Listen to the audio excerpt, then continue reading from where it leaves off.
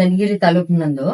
ನಾನು ನಿನ್ನೆ ಇದ್ದೀನಿ, ಅವ್ರಿರೋ ಊರಲ್ಲೇ ಅಲ್ಲೇ ನಿಂತ್ಕೊಂಡು ನಾನು ಇಲ್ಲೇ ಕುತ್ಕೊಂಡು ನೋಡ್ತಾ ಇದ್ದೀನಿ. ಅವ್ರು ಕರೆದ್ರು ಮೀಡಿಯಾದವ್ರನ್ನ, ಇಲ್ಲದ ಸಲದ್ನೆಲ್ಲ ಆರೋಪ ಹಾಕಿದ್ರು. ಅವ್ರು ನನಗೆ ಮಾರಣಾಂತಿಕ ಹಲ್ಲೆ ಮಾಡಿ ನನ್ನ ಮನೆಯಿಂದ ಓಡಿಸಿ, ನಾನ್ ನೆಂಟ್ರ ಮನೆಗೆ ಹೋಗಿರಂಗ್ ಮಾಡಿ, ಇರೋ ಬರೋರ ಹತ್ರಕ್ಕೆಲ್ಲ ಸಾಲ ಸಂಘ ಎಲ್ಲಾ ತೆಗೆದು ಕೊಟ್ಟಿದ್ದೀನಿ. ಅವ್ರಿಗೆ ಎಲ್ಲಾ ತೆಗೆದು ಕೊಟ್ಟು ನಾನು ಹೋಗಿ ಅಲ್ಲಿಂದ ಫೋನ್ ಮಾಡ್ತೀನಿ. ಒಬ್ರು ಸಂಘ ಸಾಲ ಯಾವ್ದು ಒಪ್ಕೊಂಡಿಲ್ಲ, ಯಾವ್ದಾವ್ದನ್ನು ಒಪ್ಕೊಳ್ದಂಗೆ ಅವ್ರಿಗೆ ಕೊಟ್ರು, ಸಾಲ ಕೊಟ್ಟರವ್ರಿಗೇನೆ ವಾಪಸ್ಸು ನೀವ್ ಹೋಗ್ರಿ ವಿಷ ಕೊಡಿ ಹೋಗ್ರಿ ಆಕೆ ಹೋಗಿದ್ದಾಳಲ್ಲ ಅಂತ ನನ್ನ ಮೇಲೆ ಆರೋಪ ಹಾಕಿ ಕಳಿಸಿದ್ದಾರೆ. ಆರೋಪ ಹಾಕಿ ಕಳಿಸಿರೋದಂದ್ರೆ ಆ ಹುಡುಗನೂ ನನಗೂ ಸಂಬಂಧನೇ ಇಲ್ಲ. ಅವ್ನ ಎಲ್ಲೋಗಿನ ಅಂತ ನನಗೆ ಗೊತ್ತಿಲ್ಲ, ನಾನ್ ಎಲ್ಲೋಗಿನಿ ಅಂತ ಅವನಿಗೆ ಗೊತ್ತಿಲ್ಲ. ಈಗ ಅದನ್ನ ಅಟ್ಯಾಚ್ ಮಾಡಿ ಹೇಳ್ತಾ ಇದಾರೆ. ಆ ಹುಡುಗಿ ಮಲತಾಯಿ ಮಗಳು, ಮಲತಾಯಿ ಅಂತ ಹೇಳ್ತಾಳೆ. ಅವಳು 8 ವರ್ಷದಿಂದ ನಾನೇ ಸಾಕಿದ್ದೆ. ಮಗಳಿಗಿಂತ ಹೆಚ್ಚಾಗಿ ಸಾಕಿ ಪ್ರತಿಯೊಂದೂ ಆಧಾರ ಇಟ್ಕೊಂಡಿವಿ. ನಾವು ಪ್ರತಿಯೊಂದು ಅಷ್ಟ್ ಚೆನ್ನಾಗಿ ಸಾಕಿರೋದಕ್ಕೂ ಆಧಾರ ಐತೆ. ಇಟ್ಕೊಂಡ್ಲಿದ್ದು ಇವತ್ತು ಹಿರೇ ಹೆಂಡತಿ ಡೈವರ್ಸ್ ಮಾಡ್ಕೊಂಡಿದ್ರು. ನಮ್ಮನೆಯವ್ರಿಗೆ 3ನೇ ಹೆಂಡತಿ ನಾನು. ಡೈವರ್ಸ್ ಮಾಡ್ಕೊಂಡಳನ್ನ ನನ್ನ ಹೊಡೆದು ಕಳಿಸಿ, ಇಬ್ರು ರಾತ್ರಿ ನಡರಾತ್ರಿ ಬಂದು ನನ್ನನ್ನು ಇಬ್ರು ಹೊಡೆದಾರೆ. ಇಬ್ರು ಹೊಡೆದು ಕಳಿಸಿದ್ದಕ್ಕೆ ನಾನು ಹೋಗಿದ್ದೀನಿ. ಅದನ್ನ ಈ ತರ ಕತೆ ಕಟ್ಟಿ ಈ ತರ ಎಲ್ಲ ಇಷ್ಟೊಂದು ದೊಡ್ಡ ಅವಂತರ ಮಾಡಿ ನನ್ನ ಟಿವಿ ಒಳಗೆಲ್ಲ ಬಿಟ್ಟಿದೆ. ಇದೇ ಊರಾಗೆ ಇದ್ದೀನಿ ನಾನು. ಎಲ್ಲೋ ಬೀಗ ಹಾಕೊಂಡು ಪರಾರಿಯಾಗಿ ಹೋಗಿದ್ದಾಳೆ. ಸಾಲಗಾರರೆಲ್ಲ ಹೊರಗೆ ಹಾಕಿದ್ದಾರೆ ಅಂದ್ರೆ ಮತ್ತೆ ಸಾಲ ಕೇಳಕ್ ಬಂದ್ರು ಜನ. ಸಾಲ ಕೇಳಕ್ ಬಂದವ್ರಿಗೂ ನ್ಯಾಯ ಮಾತಾಡಿಲ್ಲ, ನನಗೂ ನ್ಯಾಯ ಕೊಟ್ಟಿಲ್ಲ.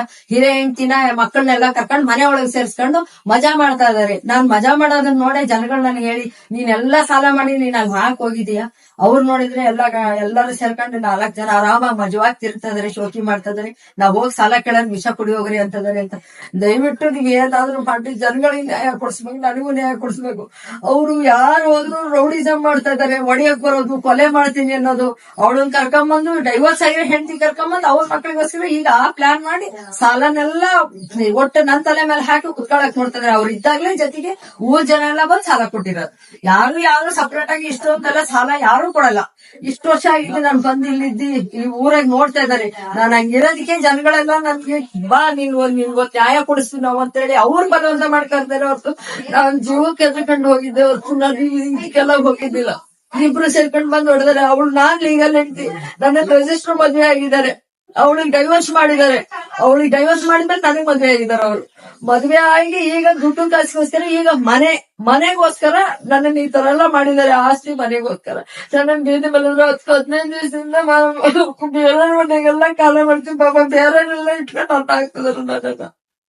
ಅವ್ರು ಆದ್ರೂ ಇವತ್ತಿಗೂ ಬಂದು ಮಾತು ಕರೀಲಿಲ್ಲ, ಹೇಳಿಲ್ಲ. ನೆನ್ನೆ ಬಿಡಿಯೋದನ್ನ ಕರ್ಸಿ ಮಾತಾಡ್ಬೇಕಾದ್ರೆ ನಾನು ಅಲ್ಲೇ ಕೂತ್ಕೊಂಡಿದ್ದೀನಿ.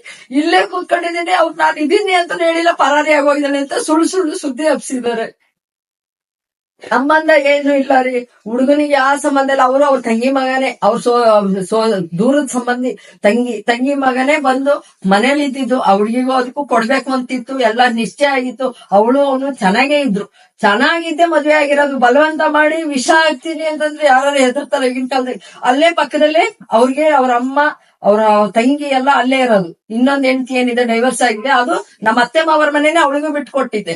ನಿನ್ನೆ ರಾತ್ರಿ ಅಲ್ಲೆಲ್ಲ ಬೀದಿ ಮೇಲೆ ಮಲಗಿದ್ದಾರೆ, ಊರವ್ರು ಹೊರಗೆ ಹಾಕಿದ್ದಾರೆ ಸುಳ್ಳು ಹೇಳ್ತಾರೆ. ಪಕ್ಕದಲ್ಲೇ ಮನೆ ಇದೆ, ಪಕ್ಕದ ಮನೆಗೆ ಹೋಗಿ ಎಲ್ಲರೂ ಮಲ್ಕೊಂಡಿದ್ದು. ಜನಗಳಿಗೆ ಗೊತ್ತಿಲ್ಲ, ಜನಗಳಿಗೆ ಅದನ್ನ ರೂಟ್ ತಪ್ಪಿಸಿ ಮಾತಾಡ್ತಾ ಇದಾರೆ. ಅಲ್ಲೇ ಪಕ್ಕದಾಗೆ ಬಿಟ್ಟಿದೀವಿ, ಅಲ್ಲೇ ಇದಾರ ಅವ್ರುನು. ಆಗ ಅಕಸ್ಮಾತ್ ನನಗೆ ವಿಷ ಹಾಕ್ತೀನಿ ಅಂದಿದ್ರೆ ಒಂದ್ ತಾಯಿಗೆ ಹೇಳ್ತಿದ್ದಿಲ್ವಾ ಆಕೆ? ಇವತ್ತು ಕರ್ಕೊಂಡ್ ಬಂದು ಸೇರ್ಸ್ಕೊಳಕ್ ಅವ್ರಿಗೆ ಗುರಿ ಇದ್ದಿದ್ ಒಂದೇ, ನಾನ್ ಇವಳನ್ನ ಏನಾದ್ರು ಮಾಡಿ ಓಡಿಸಿ ನಮ್ಮ ಅಪ್ಪ ಅಮ್ಮನ್ನ ಸೇರ್ಸ್ಬೇಕು. ಅವಳು ಎಲ್ಲಾರ ಹತ್ರಕ್ಕೂ ಹೇಳಿದಾಳೆ, ಹೇಳಿರೋ ಜನಗಳು ಇಲ್ಲೇ ಸಾಕ್ಷಿ ಅದಾರೆ. ಈ ತರ ಮಾಡಿ ನನ್ನನ್ನ ರೌಂಡ್ ಮಾಡಿ ಇವ್ರು ಪ್ಲಾನ್ ಮಾಡಿ ನನ್ನನ್ನ ಹೊರಗಡೆ ಹಾಕಿ ಇದನ್ನೆಲ್ಲ ಕಥೆನೆಲ್ಲ ಕಟ್ಟಿ ನನ್ನನ್ನ ಬೀದಿಗೆ ತಂದು ನಿಲ್ಸಿದ್ದಾರೆ. ನನಗೆ ನ್ಯಾಯ ಕೊಡಿಸ್ಬೇಕು. ನಮ್ ಜನ ಎಲ್ಲ ನಾನು ಸಪೋರ್ಟ್ ಮಾಡೋದಕ್ಕೆ ಅವ್ರ ಮೇಲೆಲ್ಲ ಅಪೋದ ಹಚ್ತಾ ಇದಾರೆ.